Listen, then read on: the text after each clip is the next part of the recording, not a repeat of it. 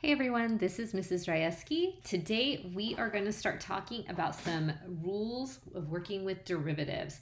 But before we begin, last time we talked about how derivatives are really giving us the slope at a particular point and how we could use limits to calculate that slope or that derivative. Sometimes we even call it the gradient.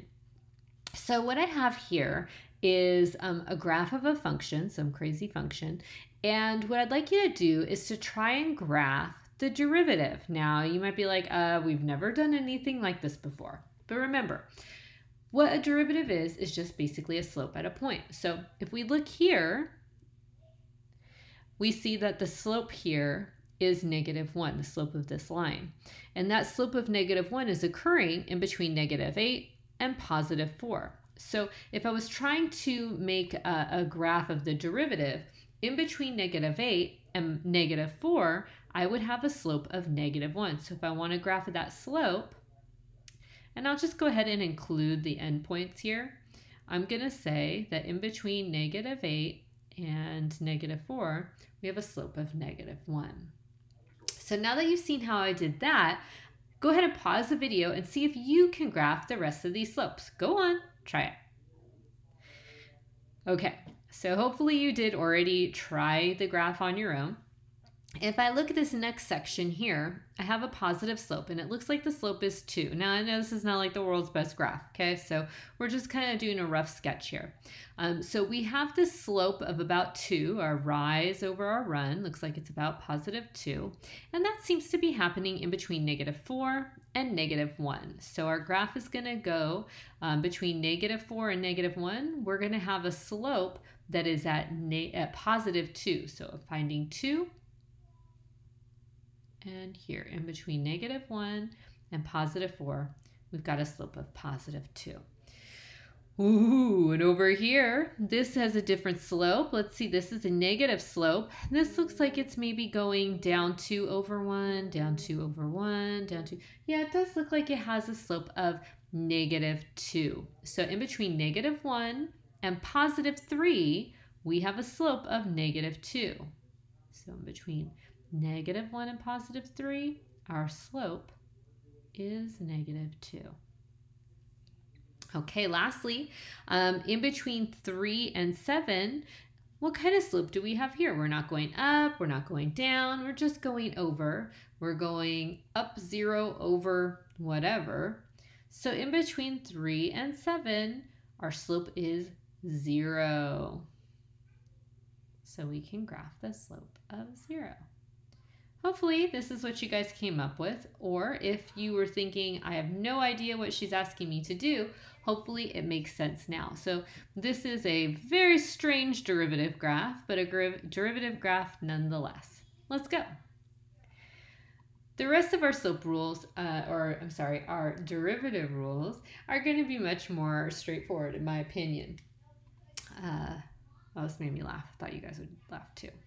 So in your notes, these are not filled out yet. So what we're gonna do, I'll just cover this up for right now. And let's just focus with one rule at a time.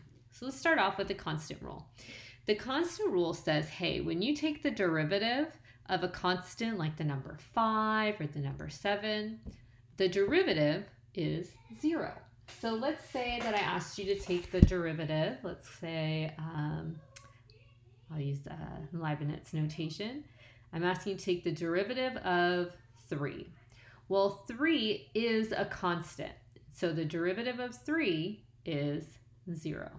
Okay? Easy peasy. The constant rule. And you're probably thinking, I like derivatives. Yeah, me too.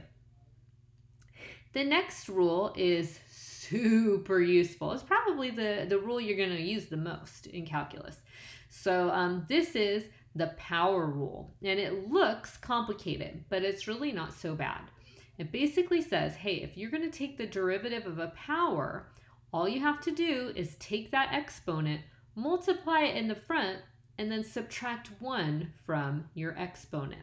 So let's do an example. So let's say I want to take the derivative with respect to x of x squared. So I want to know what's the derivative of x squared. all I'm going to do is multiply my exponent to the front. So my exponent's a 2. I'm going to multiply that to the front. And then I take that exponent and I subtract 1. So 2 minus 1 is 1. And I don't know anybody that actually writes their exponents of 1s, do you? So our final answer for the derivative is 2x. And that's the power rule. The next rule we have is one called the constant multiple rule, or the coefficient rule. Okay, so the constant multiple rule, or the coefficient rule, says, hey, if you are going to take the derivative of some function that's multiplied by a constant, you can actually just take the derivative of the function and multiply that by the constant. You might be thinking, huh? And it's actually very intuitive. You would probably do this already. But basically, let's say we had 5x. Oh, why did I put an equal sign there? If I wanted to take the derivative of 5x, this would be like saying 5 times the derivative of x. And the derivative of x is 1. So multiply by 1 in the front, subtract 1 from your exponent. And this would give me 5 times 1, which is 5. Our last rule we're going to work with together is called the sum and difference rule. Now, I know this looks like, oh my goodness, you wrote so much stuff here. Well, yeah, but it's really not that hard. Basically, it says if you're taking the derivative of two things that are being added or subtracted together, what you can do is take the derivative of each of those things separately and add or subtract those together. So let's take something complicated, like the derivative of x plus x squared. Okay, so what this is saying is you could just take the derivative of x and then take the derivative of x squared and add them together.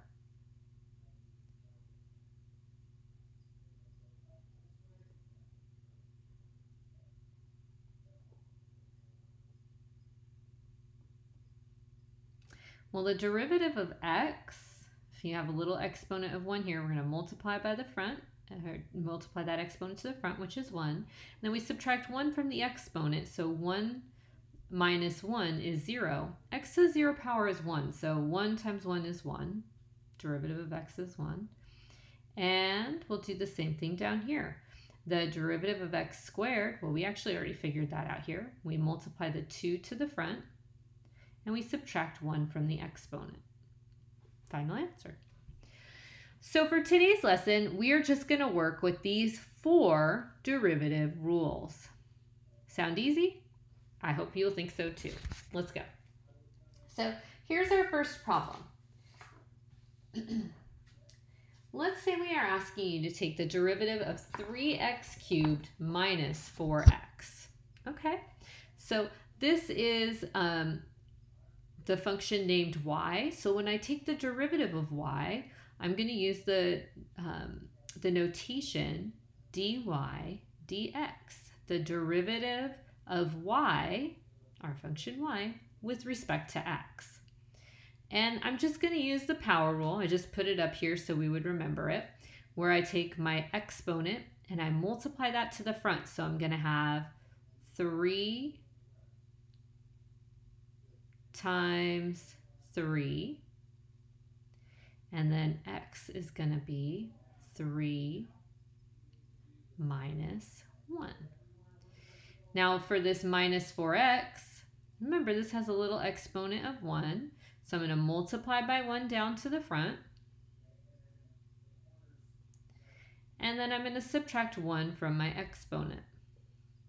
Let's simplify this. 3 times 3 is 9. 3 minus 1 is 2.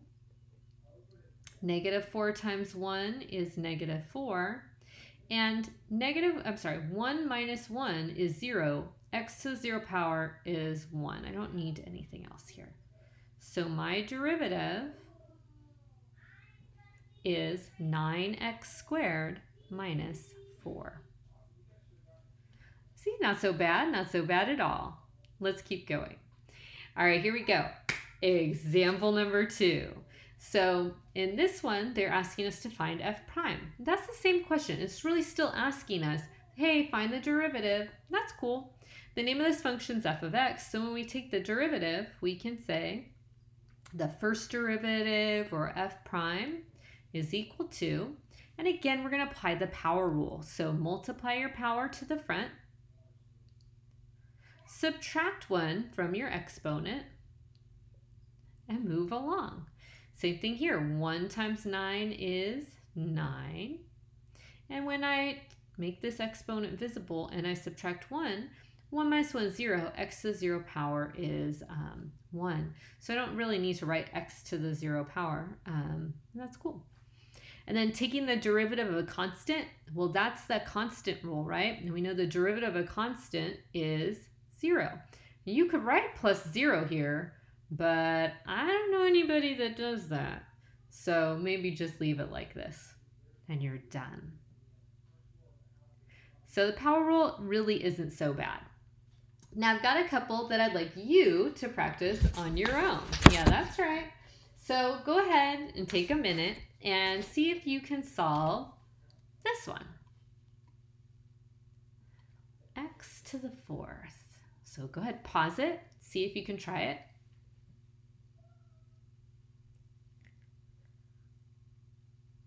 Did you get 4x cubed? I hope you did. Multiply 4 to the front, subtract 1 from your exponent. Easy peasy. All right, I got another one for you. How about you try this one?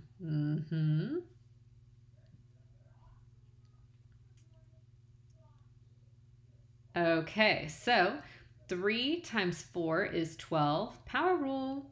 Subtract 1 from your exponent and you get a new exponent of 2. Keep going. 2 times 2 is 4. Don't forget the minus sign. And we're going to subtract 1 from the exponent. You can make a visible one, but I'm just going to leave it like this. Now, the derivative of 6x, remember this is a 1, so we're multiplying by 1 to the front. That gives me 6. But when we subtract 1 from the exponent, I get x to the 0 power, which is just 1. I actually love taking the derivative of first degree functions because it just basically drops your variable right off of there. And lastly, we've got the derivative of negative 8. Well, the derivative of any constant is 0, so we're done. Hopefully you guys got that one right. How about this one? Ooh, x minus 4. Did you guys try it? All right, multiply 1 to the front, we get 1. Subtract 1 from the exponent, we get x to the 0 power, so that's just 1. And then the derivative of our constant is 0. All right, how about this one? Ooh, negative exponents. What do we do here? Oh no. All right, this is not so bad. Just go ahead and treat it like normal. Negative 3 times 4 is negative 12. However, when I subtract 1 from my exponent, I'm going to have a negative exponent. That's okay. Negative 2 times negative 2 is a positive 4. And when we subtract 1 from our exponent will be negative 3. That's cool. And this one is just going to remain the same, right? We multiply 1 to the front, we get 6. And subtracting 1 from our exponent, we get x to the 0 power. So it's bye-bye. And the derivative of a constant is 0. And though we're done. On my lab and mastering, they might want you to write this as negative 12 divided by x to the 4th plus 4 divided by x to the 3rd plus 6. But I'm happy with either one of these solutions, okay? Now for a challenge. How about this one? Can you try that one? Now you might think, oh no, it's a fraction. We haven't dealt with fractions. And I agree. What I would do is simplify it first if you can. We're going to save the fraction ones till next time. So simplify this. Write it out. X to the fourth divided by 2x minus 3x cubed divided by 2x plus x divided by 2x. This will reduce, right? So this 1x reduces one of these. This 1x reduces one of those. And these x's cancel out altogether. So what I really have is 1/2, right? 1 divided by 2, x to the third, minus 3/2, x to the power of 2, plus 1/2. And so we can take the derivative of this, if we're trying to find the derivative, by multiplying and subtracting again. So this is going to give me, so if we take the derivative,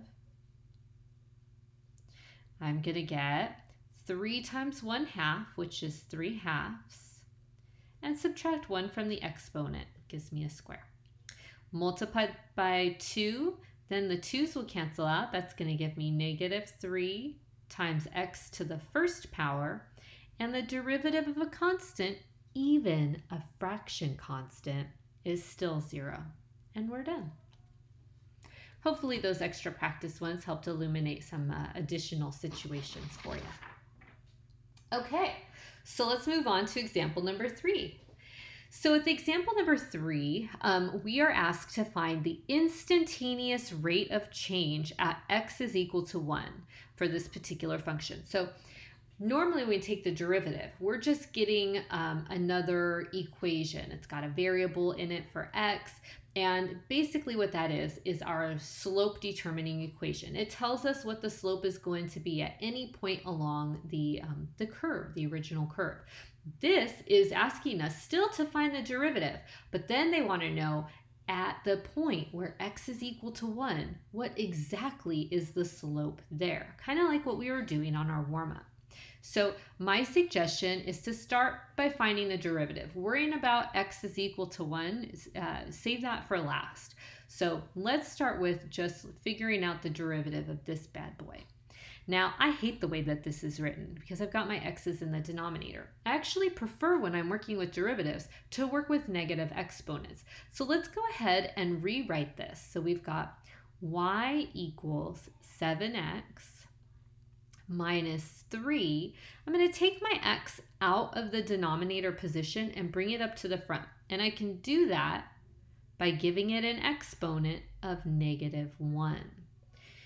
And I'm going to do the same thing here for this term. So I've got plus 10, and that will be x to the -2 power. So when I bring it out of the denominator, I'm just going to change the sign on my exponent. Now we are ready to take the derivative. Here we go. I'll use y prime for my notation this time. When I take the derivative of 7x, using the power rule, I get 7, right? Because if we subtract 1 from our exponent, it becomes 0. -1 times -3 is positive 3. And when I subtract 1 from my exponent here, I get -2. And when I multiply by -2 to the front, I get -20. And subtracting 1 from my exponent leaves me with -3. Okay, so we've got our derivatives. Now what we should do is find out what happens when x is equal to 1. And if you prefer, you can actually put these back in kind of a nicer format to look at without those negative exponents, whatever you prefer. So now we want to know, hey, if this is our slope generating equation, what happens when x is equal to 1? So let's let x equal 1 in our derivative. So then we would have 7 plus 3 divided by 1 squared minus 20 divided by 1 cubed. Well, luckily we're dealing with 1 because 1 squared and 1 cubed, they're still 1. So we've got 7 plus 3 minus 20, and that gives me negative 10. What that means is, on our original equation, whatever this looks like, when x is equal to 1, the slope at that point is negative 10. Isn't that cool? All right, we have one last problem and we will be done, at least for this lesson. So example number 4 asks us to find the gradient of the tangent to g of x and all this stuff. Wow, so gradient is just a fancy schmancy way of asking you to find the slope of the tangent line. So this is just a slope. IB uses it a lot. When you see the word gradient or slope, you should think derivative now in calculus. And what I notice about this equation is that I've got a denominator, so x in the denominator. I'm probably going to want to rewrite that. And I also have a square root. Now, if you don't recall, and I'm just going to put this off to the side here in our notes, a square root is really the same as raising something to a power of 1/2. So when we see a square root of x, that's really x to the power of 1/2. Now you might be thinking, oh, I see why you want to do this, Mrs. Ryeski. I hope that you know why. It's because when I use the power rule, it's a lot easier for me to multiply that fraction to the front instead of working with the square root. Ew. All right, so let's say I wanted to take the derivative. Okay, so if I wanted to take the derivative, I would use the power rule, and I would multiply by 1/2 in the front, and then I would have to subtract 1 from my exponent. Well, even when I'm working with exponents, in order to subtract fractions, I have to have a common denominator. So a better number to subtract would be 2/2.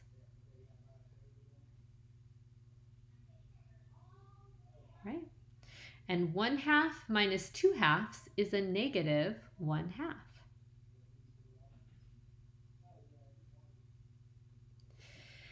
Now, a negative exponent means that something wants to be down into the denominator. So the derivative would really be, let me try this again. Oh, good gravy. Let's try this again. 1 divided by 2, and then x to the negative 1/2 wants to be in the denominator. And when I do that, it'll become positive. But also, x to the 1/2 power is the same as the square root of x. So this is one of those weird ones that kind of pops up over and over again. And you could do all this work every single time. And you know, I don't often say, hey, just like memorize this. But if you can, just memorize this so you don't have to do all this work every time. Square roots are going to come up a lot. So just knowing that the derivative of the square root of x is 1 divided by 2 times the square root of x is going to save you some time. All right? So here we go. We're supposed to find the